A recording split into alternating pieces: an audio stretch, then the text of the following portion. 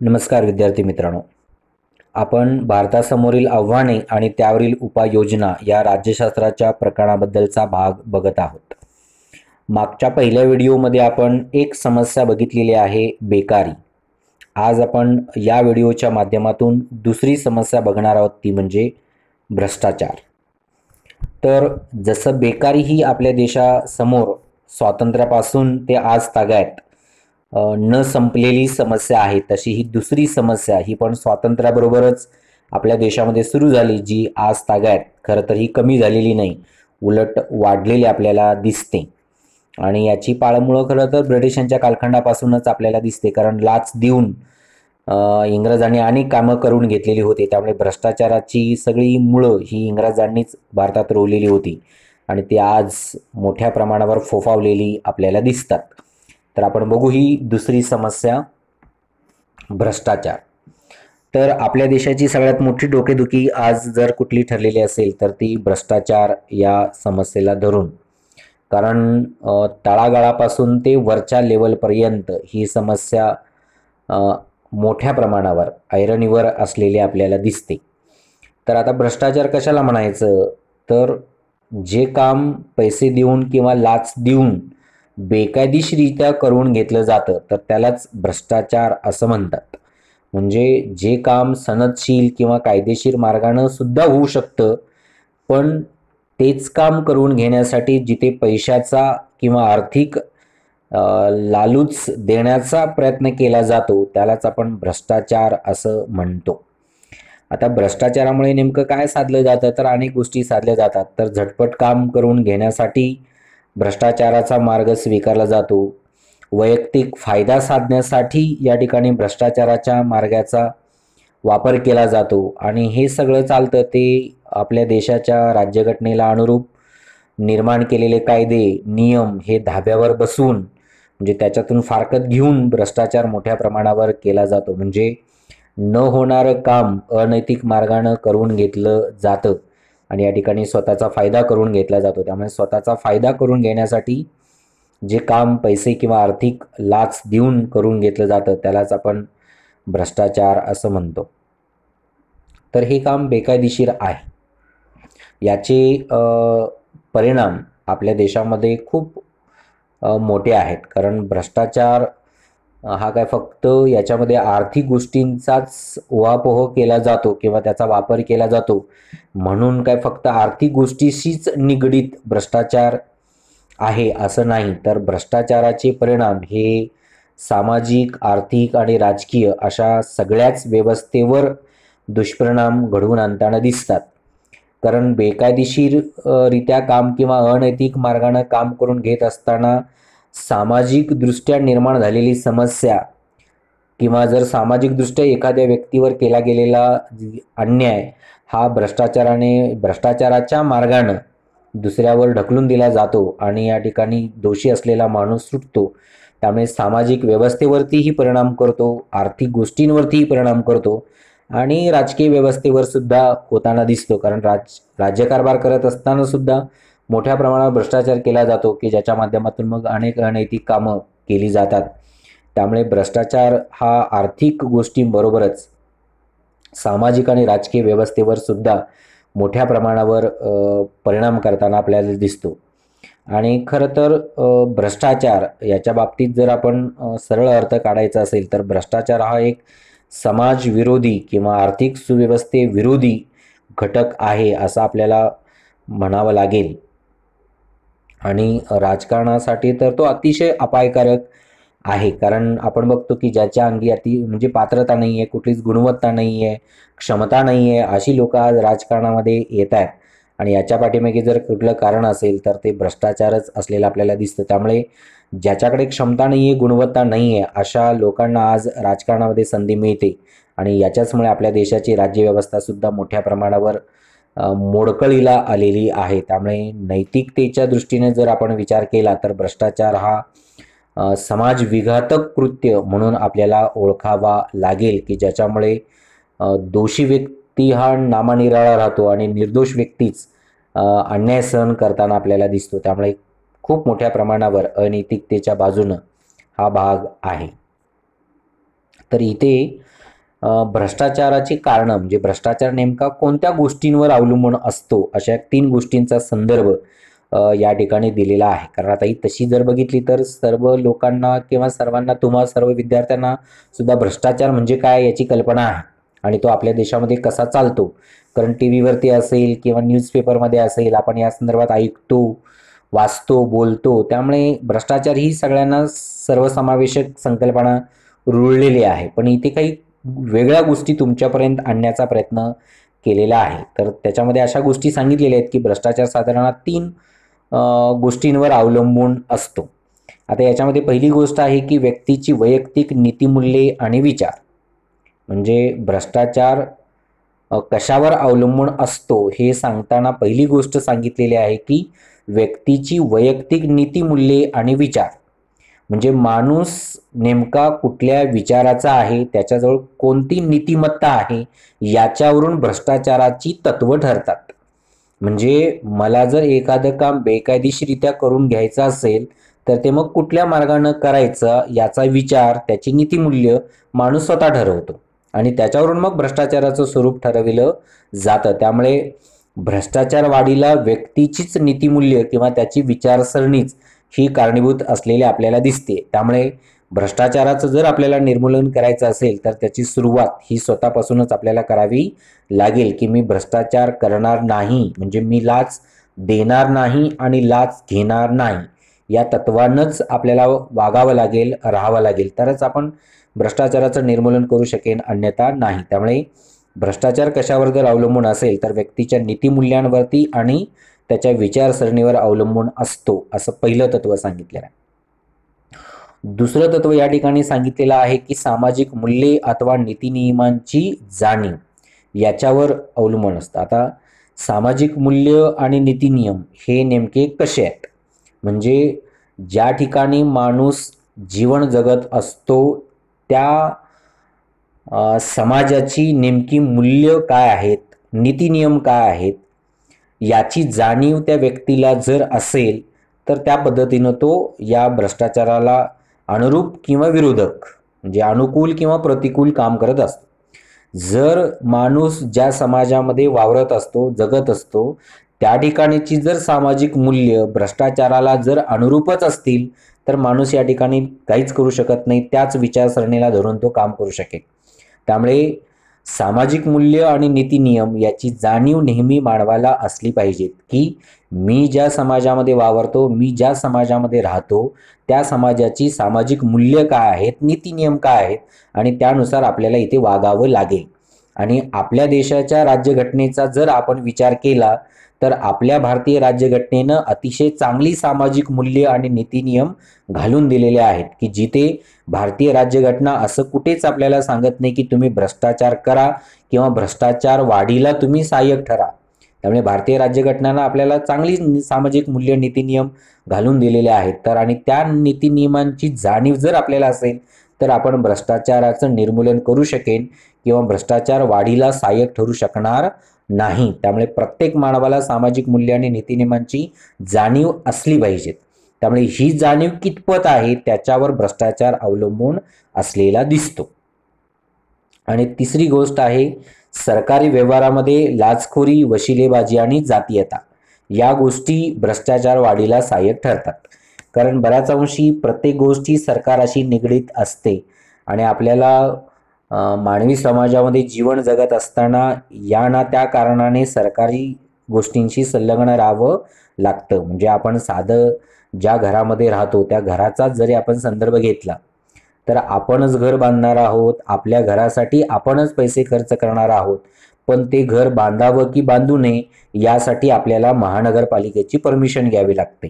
म्हणजे घर बांधणार असतो आपणच, आपलेच पैसे त्या ठिकाणी खर्च होणार असतात, पण या ठिकाणी आपल्याला परमिशन घ्यावी लागते महानगरपालिकेची. त्यानंतर ज्या ठिकाणी आपण घर बांधतो त्या घरामध्ये जर आपल्याला परत लाईट घ्यायची असेल तर परत हेस्कॉमकडे आपल्या जवळची कंपनी जर विचार केला तर हेस्कॉमकडे आपल्याला जावं लागतं, त्यांची परमिशन घ्यावी, त्यांची मनधरणी करावी लागते, तर आपल्याला वेळेत लाईट मिळते. म्हणजे लाईट घेण्यासाठी सुद्धा म्हणजे आपणच लाईट वापरणार आहोत, आपणच त्याचं बिल देणार आहोत, पण ती लाईट मिळवण्यासाठी सुद्धा सरकारी अडथळे येताना दिसतात.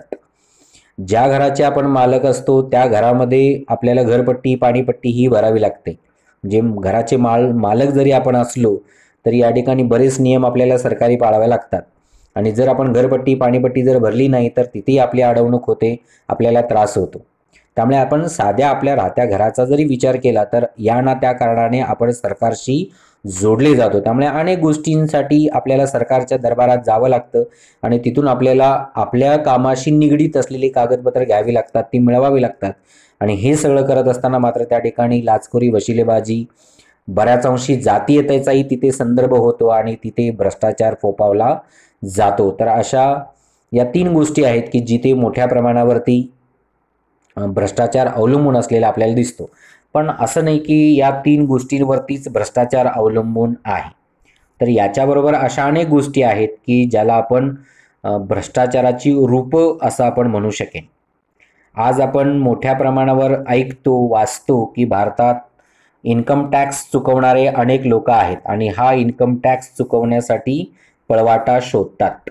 तर इन्कम टॅक्स चुकवण्यासाठी किंवा इतर आपले कर चुकवण्यासाठी जे पळवाटा शोधल्या जातात तर त्यालाही आपण भ्रष्टाचारच म्हटलं पाहिजेत. त्यामुळे भ्रष्टाचाराचंच ते एक स्वरूप आहे. दुसरं आहे साठेबाजी.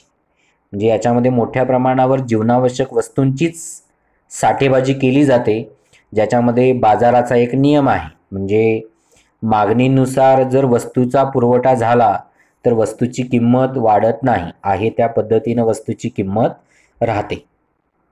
म्हणजे मागणीनुसार ज्या वस्तूची जशी मागणी आहे तसा जर व्यवस्थित पुरवठा होत राहिला तर वस्तूची किंमत नियंत्रणात राहते.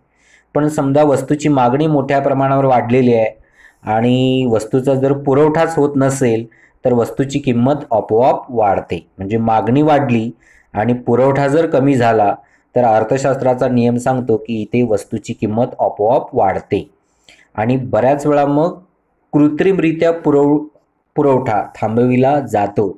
आणि हे आपल्या देशामध्ये व्यापारी लोकांच्याकडून सर्रास होतं की ज्यावेळी उत्पादन कमी होतं त्यावेळी जीवनावश्यक वस्तूंचा साठा करून ठेवला जातो आणि जेव्हा मागणी वाढते तेव्हा तो साठा बाहेर काढला जातो आणि मोठ्या प्रमाणावरती नफा मिळवण्याचा प्रयत्न या ठिकाणी व्यापारी लोक करतात. तर असा साठेबाजी करणं आणि मग लोकांची लूट करणं यालाही आपण भ्रष्टाचारच असं आपण म्हणतो. त्यानंतर तिसरं स्वरूप याचं सांगायचं झालं तर चोरटा व्यापार नावाची एक संकल्पना जगामध्ये आहे.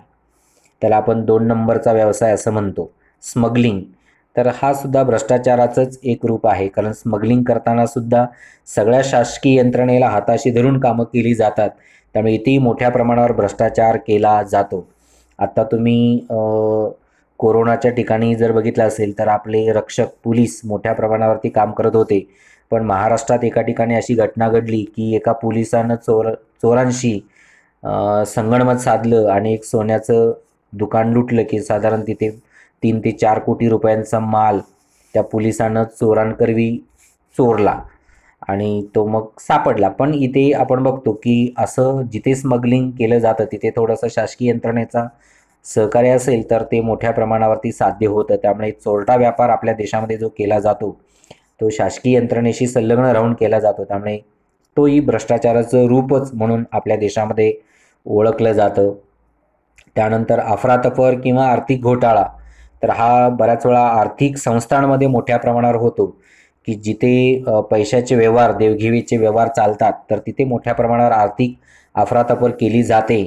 तर जिथे अफरातफर केली जाते त्यालाही आपण भ्रष्टाचार असंच म्हणू शकेन. त्यानंतर विदेशी चलनाचा नियमभंग वापर करणं यालाही आपण भ्रष्टाचार असं म्हणतो. म्हणजे आपल्या देशाचं चलन नसताना परकीय चलन जर आपण वापरत असेल आणि त्या चलनाचा जर गैरवापर आपण करत असेल तर त्यालाही भ्रष्टाचार असं आपण म्हणून ओळखतो. आणि व्यावसायिक गैरव्यवहारसुद्धा मोठ्या प्रमाणावर आपल्या देशामध्ये होतात. तर त्या व्यावसायिक गैरव्यवहाराला सुद्धा या ठिकाणी भ्रष्टाचारच म्हणून ओळखलं जातं. मग याच्यातून नेमकं काय साधलं जातं तर या ठिकाणी दुसरं काही नाही, फक्त स्वतःचा स्वार्थ, स्वतःचा फायदा, स्वतःचा नफा एवढाच एक गोष्ट या भ्रष्टाचारामधून साधली जाते. पण याच्यामुळे मात्र दुष्परिणाम मात्र अनेक होतात की सर्वसामान्य लोक मोठ्या प्रमाणावर याच्यामध्ये पिळली जातात, त्यांचं शोषण मोठ्या प्रमाणावर होतं व्यवस्थापन शिथिल होतं, कायदे व्यवस्था दुर्बल पडते किंवा कायदे व्यवस्था दुर्बल असेल तर भ्रष्टाचारसुद्धा मोठ्या प्रमाणात वाढतो. त्यामुळे सामाजिक, आर्थिक, राजकीय अशा सगळ्याच गोष्टींवरती दुष्परिणाम किंवा या भ्रष्टाचाराचे वाईट परिणाम होताना आपल्याला दिसतात. त्यामुळे इथे भ्रष्टाचार ही समाजविघातक गोष्ट आहे हे या ठिकाणी सिद्ध होतं. आता मग हे भ्रष्टाचार जर कमी करायचा असेल तर नेमकं काय केलं पाहिजे, तर अशासाठी काही उपाय या ठिकाणी 4 सांगितलेले आहेत. तर आपल्या देशामध्ये राजकीय नेतृत्व उत्तम असलं पाहिजे. जर राजकीय नेतृत्व उत्तम असेल तरच भ्रष्टाचार फोफावला जाऊ शकेल. म्हणजे प्रशासन जर सशक्त असेल आणि ते प्रशासन चालवणारे जर नेते चांगले असतील तरच भ्रष्टाचाराला आळा घालणं शक्य आहे, अन्यथा नाही.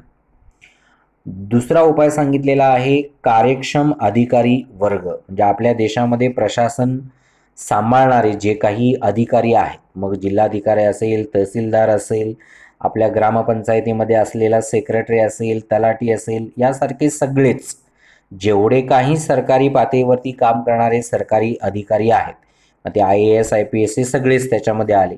तर हे अधिकारी कार्यक्षम असले पाहिजेत की यांनी स्वतः भ्रष्टाचाराच्या निर्मूलनासाठी प्रयत्न केले पाहिजेत, तरच आपल्या देशातला भ्रष्टाचार समूळ उच्चाटन होईल, अन्यथा नाही.